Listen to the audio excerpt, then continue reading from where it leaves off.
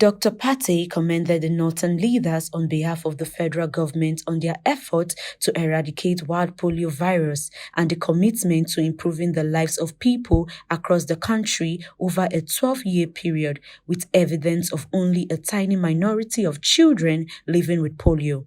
We're here to reflect on the progress that has been made, and the Chief Executive of Nphcda articulated some of those important progress that we have accomplished.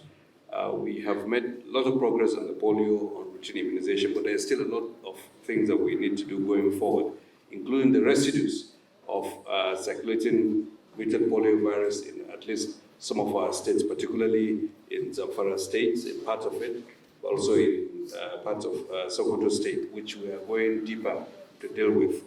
There are areas of our country where children still are missed, that have zero dose. I think those are also an area that we will continue to explore how we can double down, and your support in that direction will be very helpful.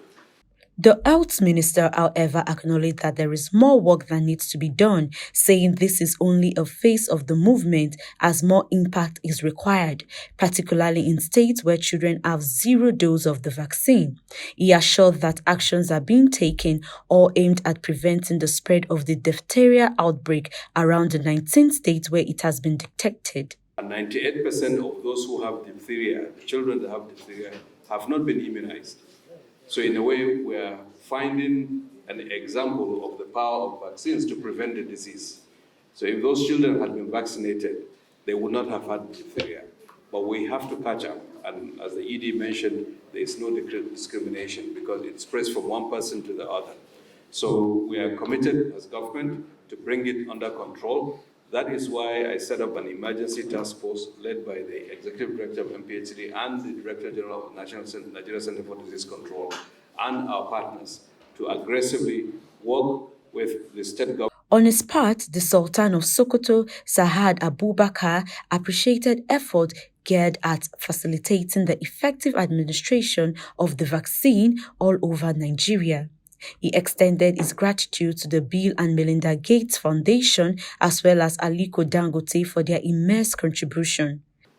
So I think it was in March 2009 when Bill Gates flew into Sokoto to see me, because he had the wonderful job we did in the first 1 year of this committee. They couldn't believe within 1 year there is a drastic reduction of polio cases in Nigeria. So they wanted to see how we do it.